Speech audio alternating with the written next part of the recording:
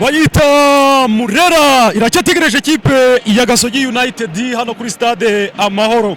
Kugeza na nizi saha ekipe ya Gasogi United yarahira avuga iti ntabwo tuza kuri stade, ntabwo tuza gukina, ati rwose twebwe ntabwo twemeranywa n'umwanzuro mwafashe harebwe ku nyungu z'ikipe imwe, twebwe mukaza kuba mutwirengagiza. Ariko na Gasogi nayo yigeze kubikora kuri Kiyovu birangirije mu mahoro. Ubu rero ekipe ya Gasogi United mu gihe itaza mu minota 15 n'impaga, Gasogi ubwo byamaze kwanzurwa n'inkari impaga, hategerejwe kubahiriza cyangwa se kuba hakorwa ikitegeko riteganya gutegereza iminota 15, ubundi ibintu bikaza kuba bijya neza cyane, bigena neza cyane. Ni ibitego bitatu byamaga nk'ibisanzwe. Iyi mpagura yumva ute? Ni skandari ntago wabonye uwo bita umukiza Obed nimero 2 ni igikoko, ni igikoko kabisa. Banyerekeye kuri Zero Olivier, ariko banyerekeye kuri Zero Olivier muzamu ikizamu cy'Amavubi. Dore ikizamu wakibonye ikizamu, dore ikizamu aragenda cyane, ni muzima cyane. dutegereze rero turebe ngo Yego birafatwa gute cyangwa se munyerekere Kitoko nimero 14, Kitoko Kitoko ni muzima cyane, 14 bamwita Rikao ni muzima cyane. Munyerekere Forunganye hari nimero 12 mu mugongo, Forunganye nawe rero baramubona neza cyane kabisa. Ni ibikinyi uwo rero na Yves baramubona neza cyane. Ariko banza ubanyerekera abasifuzi nabo kuntu bategereje. Yego ni mpaga ni bitatu, ubabyandike kuri Forunganye. iyo ekipe ya Rayon Sport rero kuri stade Amahoro Banyerekere uyusundi yanyu, niwe wari wambaye igitambaro cya kapiteni. nawe ndamuteretse neza Ni igikinyi Rayon Sport ubona ko yari yaje yiteguye. ariko iyi kipe nta n'umuntu utayitinya, imaze gukomprima rwose. Ubwo rero niba Gasogi ishobora kutazaba iya mbere. Gasogi yari imaze imikino 10 mu mikino 15 yatsinze mu mukino umwe. 15 numvaga yatsinze mu mukino umwe. Nyuma y'amaride bavuga ati n'ubundi isanzwe itanga y'ubuntu, isanzwe ngo iragaba watamye n'umuceri. ntabwo rero ngo isanzwe itanga y'ubuntu, ngo isanzwe rwose ngo ikubita ku isahane bikameneka. Kugeza ubu ngubu bana forufibe ese wabuze ikima ntago himana umupira w'amaguru mu Rwanda. Oya nawe gira icyo bivuga. Ibi bintu tuganira umupira, tubwira abantu umunsi ku munsi bakunda umupira w'amaguru mu Rwanda bawukunde, ariko banyiri kuwukundisha abantu barimo barawubangisha ku nyungu z'abantu ku giti cyabo.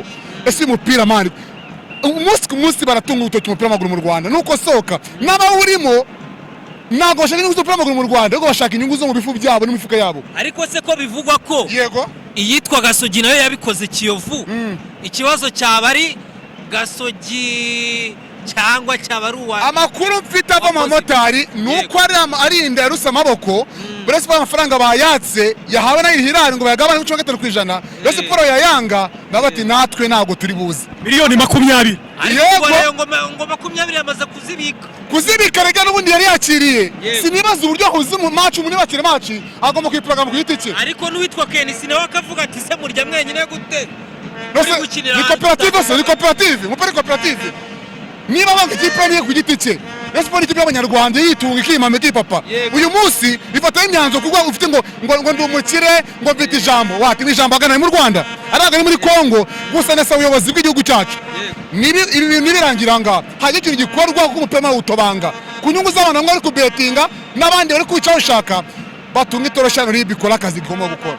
None se ngenda ndashaka kubaza ikibazo cyanyuma dusoza. Ese wowe urumva Kenisi ari mu ikosa cyangwa ikosa riri wahinduye match? Ikintu cya mbere muri Kenisi ngo mu ikosa yego na Premier League ayibamo ibaze kuba ari mu nzu ukavuga ngo ntabwo uzi kwiva. Yego na Premier League nawe ayirimo nk'umuyobozi bayemeshe ko match igomba kuba, noneho uri muri iyo nzu namba ko afite ko match iri bube akajyaho abantu baza kwishyura amatike abaturage bafange. Ariko ngo ntabwo yabimenyeshejwe, nyuma yo kutabimenyeshwa yagiye kuri Twitter Twitter no football sigakinira niyo sigaye football kinwa kuri Twitter ngo niwe yavuze ngo ni mutima y'abantu n'uwitwa Mutabaruka aravuze mu kanya kakanya ngo abantu muri kuri stade Amahoro mutahe ntabwo oya aravuze ngo abantu muri stade abantu 2025 biranga byose abihinduye ko ari ubusabataye ntago ari mugira ngo nzige mu cyaro kinge aba ni abantu bishima babisha amafaranga yabo kandi bafite imiryango babigo mu bintu byinshi babaze ku mupira ese umupira tukundisha abantu nk'umunyamakuru nawe turi kumwe yuko tukundisha abantu nyamuneka ibintu by'uti kubabwira ese ni ubwo abantu ngo bave mu rugo baze kureba umupira bakaza bakareba forfait uzabibwira abantu kangahe ntibazonga yego bwari ubuntu ariko ntabwo bazongera ukagura amatike byahuriyemo nakubwiye ngo umupira ugize uko ari mubi ugize uko ari umwumbati ugize uko ari muhogo none n'abaje kureba umuhogo wafashe mu muhogo bizarangira ibara riraguye Nyarugenge njya kwibaza ndasaba abo birebera bose Minisiteri ya Siporo na Ferwafa niba tugira geste bakora ntabwo negetse ndasaba ubuyobozi bw'igihugu cyacu nyakubaho nata ikintu cyako gikorwa kuri na geste baye hano umupira hari ikintu kigomba kuba cyabe gitamo umupira yo ku murongo wavuga ngo byari iki ngibintu bisobanuke ushatse kuvuga ngo nyuma y'ibigaso gifatirwa ibindi bihano keretse ari nk'ishoboka bakavuga ngo bayisenye kuko hari abantu bita ngo utumana umupira w'amaguru mu Rwanda ngo ni utumana bakanamiza abandi bantu ngo amakipe nayo yabo ariko ngo n'ubundi ngimaze 15 ngo nta ntsinzi ngo yatsinzemo umukino umwe amakuru se aba ku mujyi wa Kigali irakweka bari mpamvu ari gutura siporo ibintu umujyi wa Kigali bavuze ngo amafaranga twabashyiragamo nawe tuyishyiramo dushaka ko mu ikipe imwe avuga amagambo ngo ikipe niye niba ari kwikoresha murakoze bari kwikinisha nimba nukirisha karangiza ungu nagarangije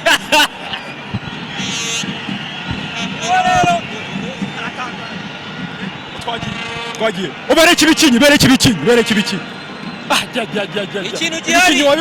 ikintu gihari izo ni imbamutima z'abakunzi b'umupira w'amaguru ese ni gute koko ibintu nk'ibi ngibi bizajya biba ku kibuga urumva bikaba muri shampiyona nk'iyi ngiyi cyane no muri stade nk'iyi ngiyi umukuru w'igihugu yatwubakiye akaba ibintu nk'ibi ngibi ni gute ikipe ariko mpagazamye zibaho unyerekera abafana ubanyerekera abafana kuntu bari kwikubitira ingoma umunyenga ni ibisanzwe barishimye cyane yego byo kubabyira ngo mpaga kwisha skandari ni skandari kwisha kabisa ikipe yishyuhije irangije iraca oreka turebe ku isaha ngo hariho iminota ingahe hasigaye umunota umwe mpaga igaterwa ese harya ibitego byampaga babyandika ku mukino nanjye nibyo ntaramenya ariko dore abareba yacanye amatoroshi reka ibitego bitatu byampaga utubyitirire foru nganye ako harya uyu we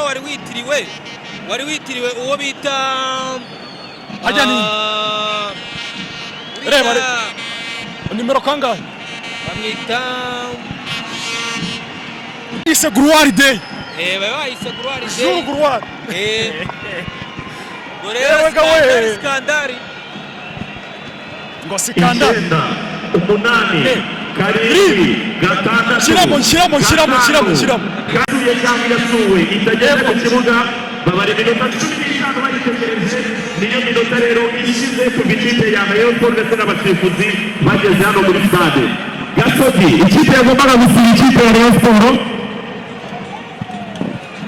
iyo minota 15 bari bayitegereje niyo mpamvu rero abasifuzi bari bayoboye umukino bahamagaye kapiteni w'ikipe ya Rayon Sports asabye ko abakinnyi b'ikipe guterwa y'ibitego bitatu ekipe ya Rayon Sports amanota 3 kabira yegukanye iteye mpaga ekipe ya Gasogi United ibitego bigera kuri bitatu reka twirukanke cyane tujye kureba abafana baze kuba batubwira uko bimeze uko bakiyimpaga abakinyi barishimye cyane babita bareyo uzi gutsinda utakinnye ariko prime bayikenyereho miliyoni 20 ziri kuri bank akayabo mu mafaranga menshi cyane Rayon Sports yakiye muri iyi season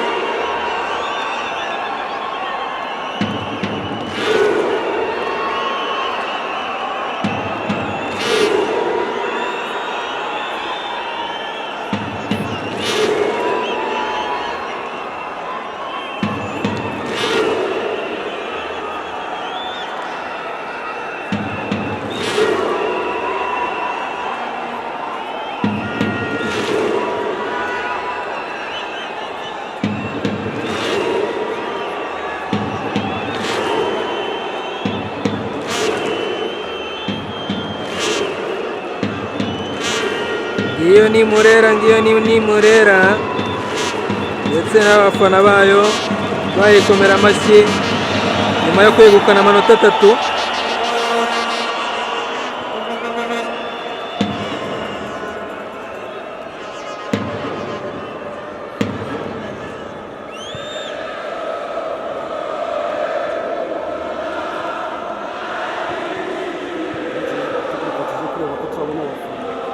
hariya